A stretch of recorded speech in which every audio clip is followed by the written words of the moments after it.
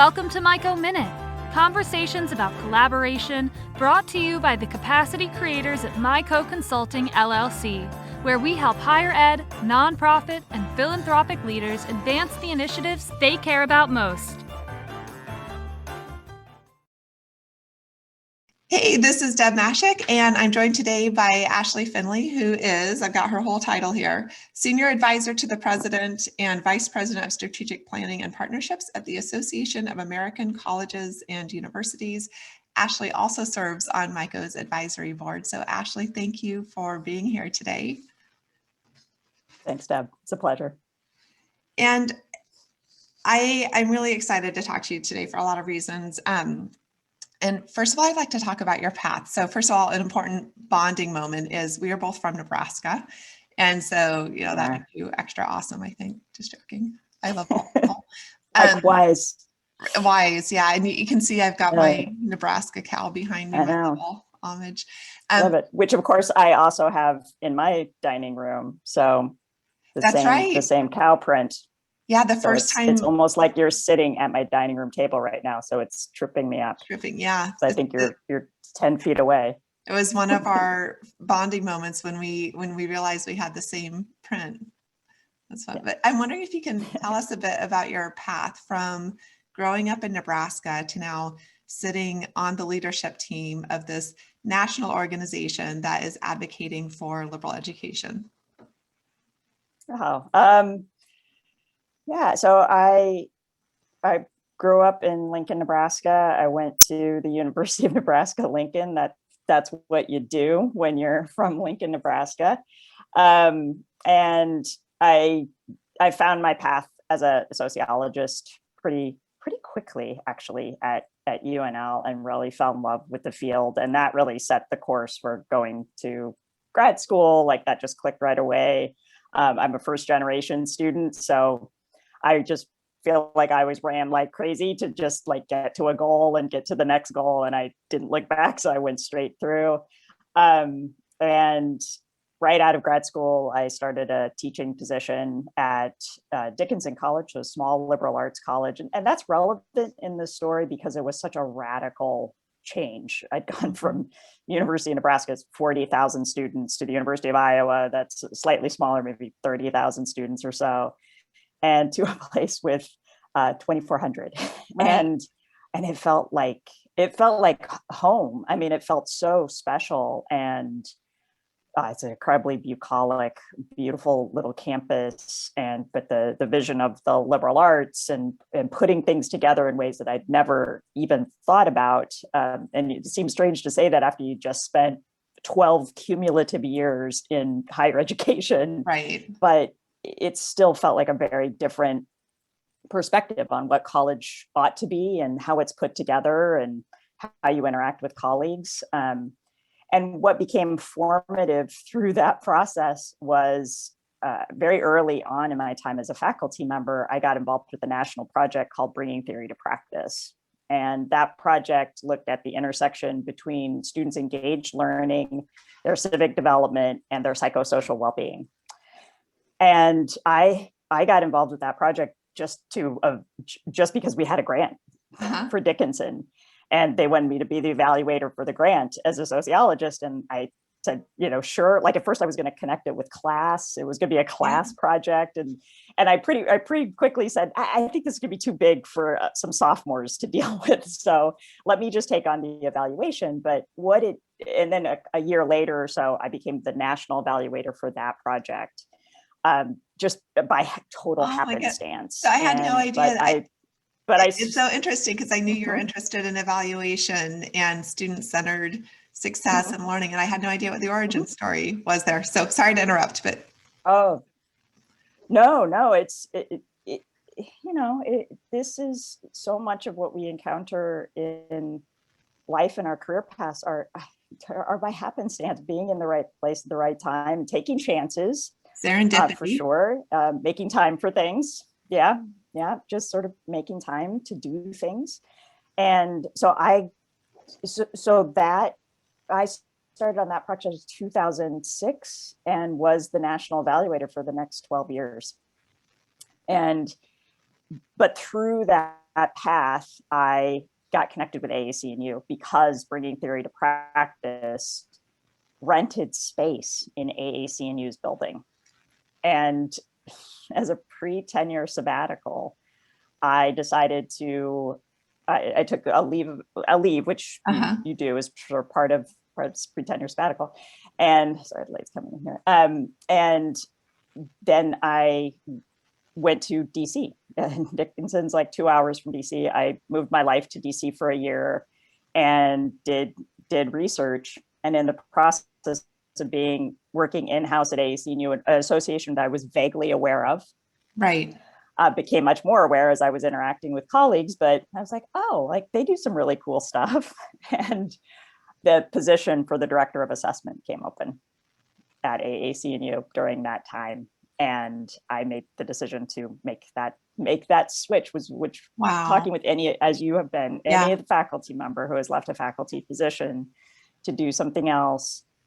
And I always tell people now, you cannot underestimate the identity shift. And that's even for somebody who I thought was not so deeply entrenched in faculty culture.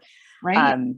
I always tell people, do not underestimate how powerful that identity shift is. And so I can really, that's how I ended up at AAC&U. wow. Yeah, I can really relate to that identity shift. And you don't realize it until you start, the words you start using about even like the professor role. And it's like, oh, wait, no, that's actually an affiliation. Oh, wow. Yeah. You've got pretty sparkles coming through on the screen. I know. I was like, okay, this is too much. Okay. That's okay. You look, yeah, that's great. Sorry. So now let's talk a bit about AAC&U. So it was founded in 1915. There are over 1,200 member institutions. And this includes public and private colleges. There are community colleges involved, and all sizes of research universities and liberal arts institutions. Tell us a bit about AAC&U's work with and on behalf of these institutions. So AAC&U is and I think it's going to sound a bit like a tagline, but it's a powerful differentiator and just a powerful thing to know about the association. The AAC&U is the only higher ed association where the member is not a stakeholder. So it spans, as you just mentioned, every sector type in higher education, inclusive of all the ones that you mentioned, but also tribal colleges, MSIs, community colleges. The entire range are represented in the campuses that we work with, and we span every stakeholder. So we're not an AAUP, we're not an ASPA. We have great relationships with those. We released a statement on academic freedom back in the 40s, I think, a long time ago, and we do close work with NASPA, but we span all of those stakeholders at the same time. And that idea is the idea that binds our membership, is the idea that all students should have access to a liberal education regardless of the discipline they pursue or the institution that they find themselves at. And that's an educational philosophy that includes the liberal arts, but is not constrained by the liberal arts. It includes the professional programs as well. And it's the idea that all students should have access to a broad and deep engaged citizenship and application of learning to real life problems. I was going to ask about the definition of liberal education and how that differentiates from liberal arts. So that's helpful. So what sort of work is actually happening at AAC&U? So, I know from being on your listserv and whatnot, there's such an incredible range of projects and initiatives and conferences and programs and, special initiatives and whatnot, and offering professional development. Like there's a lot going on. And what strikes me about it is the mission drivenness of it, where that liberal education focus is front and center, nonstop, and it permeates everything you're doing. And as somebody who's ran an organization, that's not easy to pull off, like to have that coherence. What's happening? I guess this is maybe a more interesting question, is what's actually happening behind the scenes to make that coherence possible?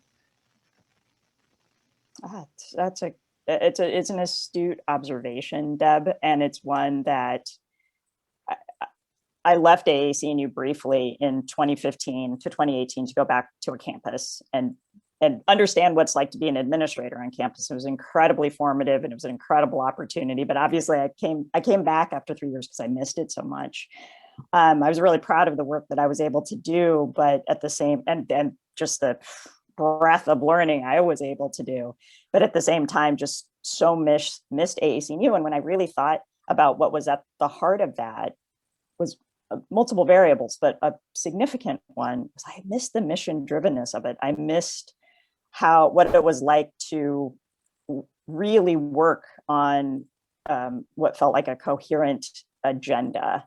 And we have silos. We still face the same sort of institutional kinds of issues that campuses face. I think that's all just the realities of working within institutions as machines, but even smaller ones. But I couldn't have understood how powerful it is to be that mission driven. And it's absolutely what I took back, or what I realized when I was on a campus again, develop taglines to understand what's at the core of why you're doing this work. And I said this over and over to my colleagues there, beat that drum. We have to, if I learned anything at AAC&U, it is how to beat that drum. And we say it over and over again, but it really does inform the work. And I would say the hallmarks of that work are driven by, yes, a perspective that all students have access to a liberal education, but within that then is the framing of quality and equity. So everything that we do is really hitting those two sweet spots of how you actually deliver a liberal education, defined as it is, but then how it gets distilled down is by outcomes, is by access, is by student success. So, and how we conceive of those things, and that permeates every thread of the work in some way or another. So then, I'm thinking about on the leadership team, for instance, where decisions are being made about which initiatives we're going to pursue. My hunch, and we've never talked about this, but my hunch is there's probably a set of strategic filters or conversations that are happening when you're deciding, are we going to do this one or not? So thinking, even this idea of AAC&U is so incredibly well regarded. I imagine everybody wants to partner with you and everybody wants to do something with you. So when those opportunities kick up, what are the questions you all are asking yourselves, or the filters that you're taking the idea through to figure out whether or not this is a fit for the organization?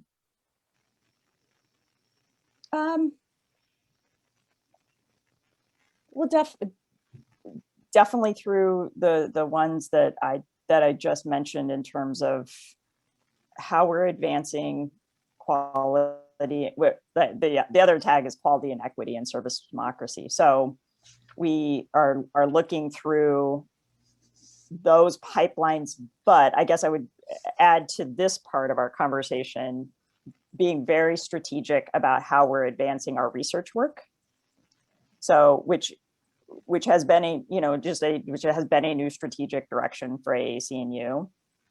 And so I'm overseeing that research agenda, but we've definitely been trying to ramp that. But we've always done employer surveys. We've always done sort of campus stakeholder surveys, but really trying to ramp up that kind of work. And that's also driven by our work on valid assessment of learning in undergraduate education, better known as VALUE, and the set of value rubrics, direct assessment of student learning.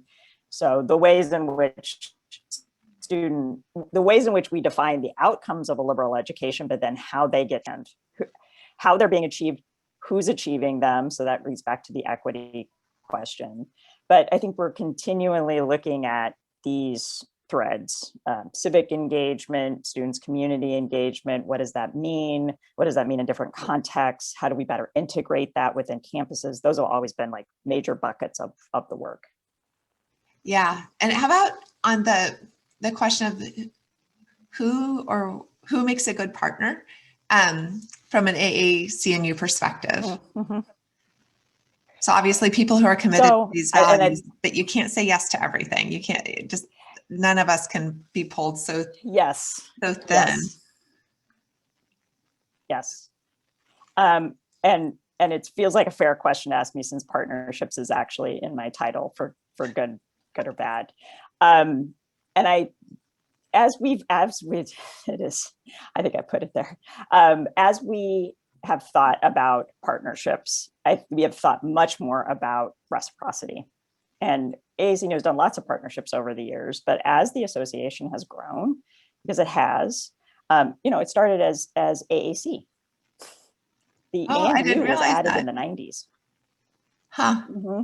Okay, well, at the universities. And that, yeah, the AAC&U was a strategic name decision in the 90s to say we are inclusive of different types of institutions. And even though I believe up until that point, we did include in universities, the name was intended to just simply reflect what the membership had become.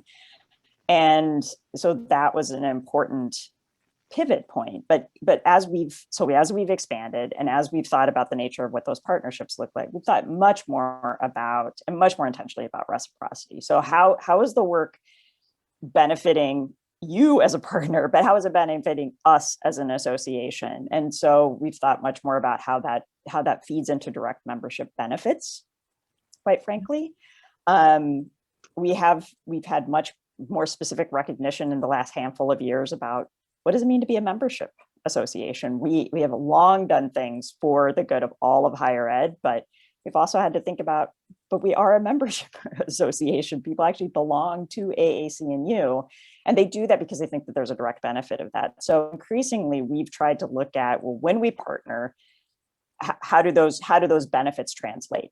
Not just for me as a professional working in the area, or maybe a couple of us within the association to advance our own work, our own research, our own publications, but how does it actually benefit our membership? So we've done translations around revenue share. We've done translations around jointly published research that we think is going to inform our campuses.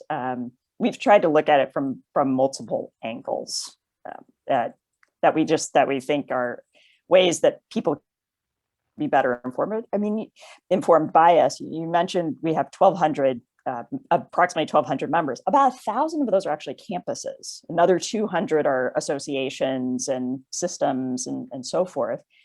So that leaves like another, depending how you count, 3,500 campuses that are not, that numbers. I think we're just trying to be less insular. I think we're really proud of the work we do, but I think, particularly from the position I have now at the association, really trying to be honest about, there's a whole bunch of people that don't have any idea what we do, and could have, we hope our resources and things we do would benefit them. So how do we reach them? Yeah, and provide value. So for example, can I give you another quick example? Yeah. We started working with the Association for Writing Across the Curriculum. They're relatively new. They started within the last 3 years, I think, actually formed as an association. But that's one of the ways that we're just trying to expand the network of people we're reaching, because we think very different people are probably working with writing across the curriculum than necessarily are going to find our work.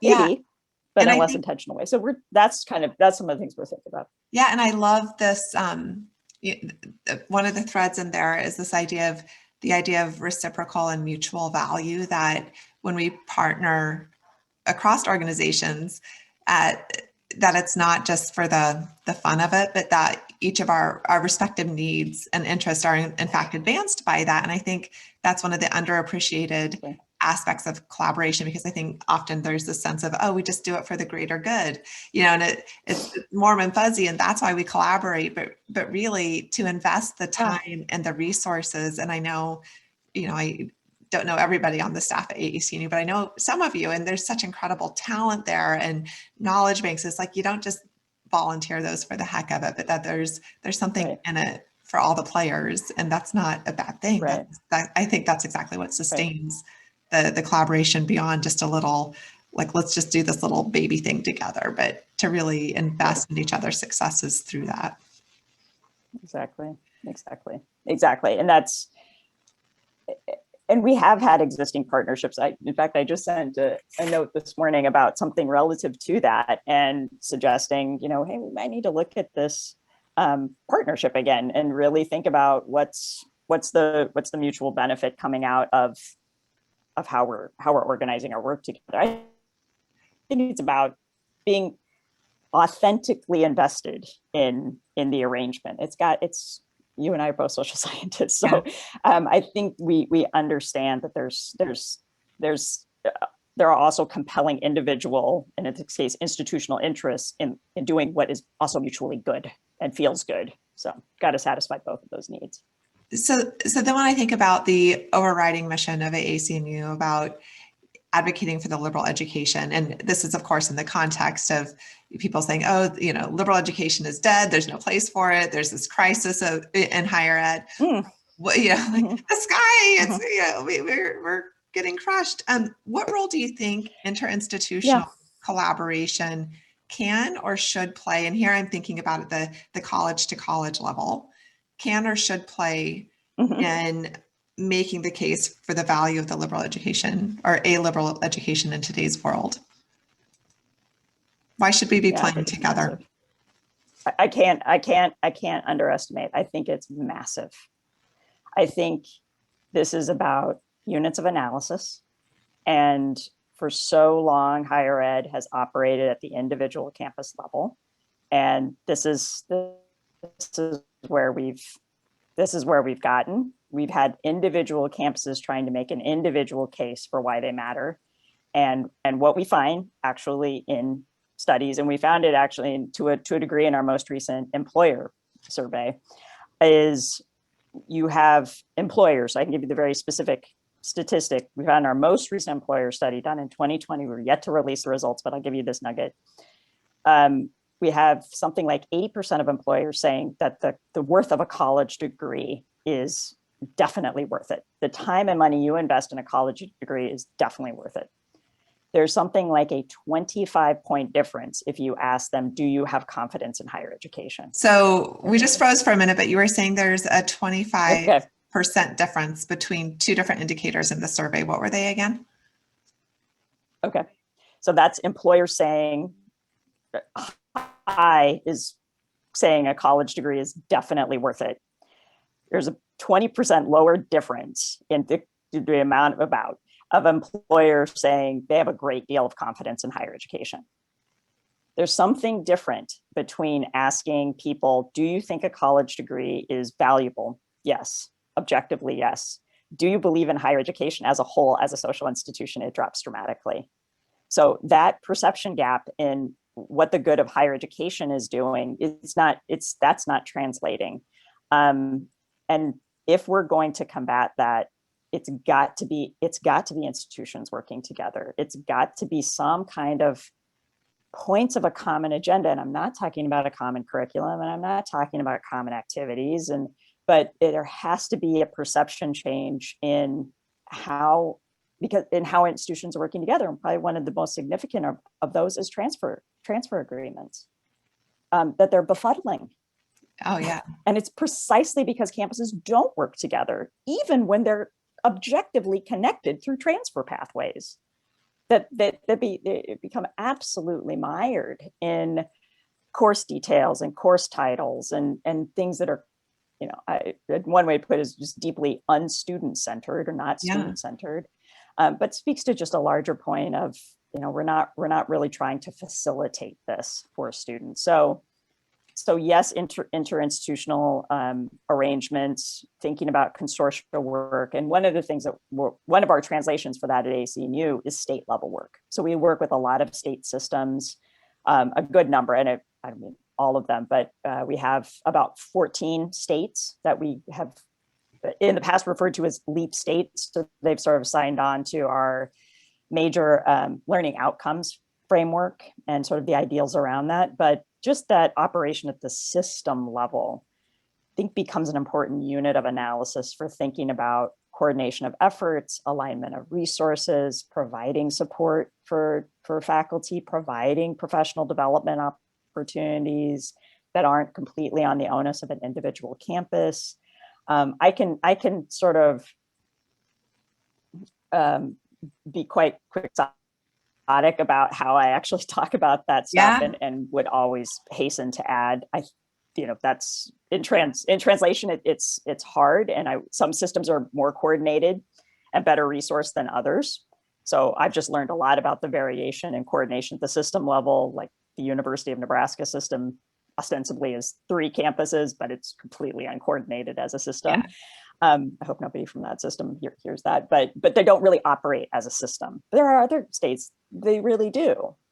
Well, the Cal State system, for example, really operates as a block of 23 campuses. I mean, so many echoes for me in what you're saying. So one is the importance, going back to something you said earlier about beating the drum and making the case persistently and with passion and with evidence, and doing that as a system. And here, I mean, as higher ed, like we've got to be making this case publicly. And I'm also reminded of, I had on as a guest a couple of days ago, Christina Powers, who's the president of the Institute for Effectiveness in Higher Education. And she's got this fascinating report that she's been rolling out about the superstar four-year institutions that make it easy for transfer ins to happen. And I, in conversation with her, there were all these barriers that I had never even thought about. And it was just really mind-opening about, my goodness, we say we would like students to move into these four-year institutions, but we make it incredibly difficult for them to do. And then the other echo for me is talking about how complicated it really is to coordinate, and the importance of skilled facilitators to get the right people in the room when you're talking about, we need representatives from, this, I'm familiar with Nebraska, for instance, like the community colleges in Nebraska with the state schools, and who's the one who's thinking, who should we actually invite to the table? Who's going to facilitate that? How do you figure out what the shared interests are, and what skills do we need at the table? And who's putting together the plan? Who's resourcing this plan? So it's one thing to have, these pie in the sky ideas, like we're going to make it perfectly smooth for everybody, but that takes money. So this idea of how do we facilitate the collaborative work that's necessary to for higher ed to be student-centered is such an important question, obviously, one I also enjoy noodling on. Yeah. And actually, I mean, it occurs to me, one of the places that I was really blown away by when I actually understood what it was doing was the Claremont schools. Once I had, and I'm sure, again, like from your experience actually being at one of those schools and actually sort of understanding how that works, once I was there doing a campus visit and had a better sense of how the coordination of resources sits in the middle between those schools, and there are these kinds of coordinated efforts, without knowing all of how that sausage is made and how all the troubles that come with it, conceptually it's radical. Conceptually, it's really inspiring to think about, if I'm a student at Harvey Mudd, that I could go over to Scripps and take a class, or Pomona and take a class, and have that sort of access. Was really quite powerful to understand. And the Claremonts are interesting because they are co-located on a single square mile of property. Exactly. And some people will say like, oh, that makes it easier. But I'm involved with the Association for Collaborative Leadership. And these are all higher ed consortia. And there are ones that are distributed across the world who are also doing phenomenal things together. So, I think sometimes people say like, oh, you must be co-located. I don't buy that at all. There's so many incredible success stories. So if institutions want to work together, there are absolutely pathways for doing that. And of course, it takes a lot of investment of time and energy, and lots of meetings, lots of agreement, goodwill, lots of trust. A reconceptualization of competitiveness. I mean, higher ed is a competitive world. So to reconceptualize what it means to be competitive, I think, is to reconceptualize the sharing of resources and the idea of trust, of where you actually sort of suggest we have mutually beneficial goals here. So let's partner on aspects that actually increase access for both of us. Beautifully said. So Ashley, I'm looking at the time. Before we sign off, how can people connect with you and with AAC&U's work? Well, my email is on the website and pretty easy to find. It's certainly AAC&U website is a good portal to get through to find a whole range of our work. Much of the work, many of the resources are freely available, including the value rubrics, including past publications, a number of our past employer reports, and so forth. That website will be getting a facelift soon. So that's a huge undertaking. If people go to the website and they're frustrated by it, just know that it should be changing in the next few months. So we're very excited about that. Well, thank you for being here. Thank you for being a sounding board, and thank you for everything you're doing on behalf of Thank you, Deb. Student-centered learning and the liberal education. I really appreciate it. Thank you. It's a pleasure working with you, and it's a pleasure to be working with Myco.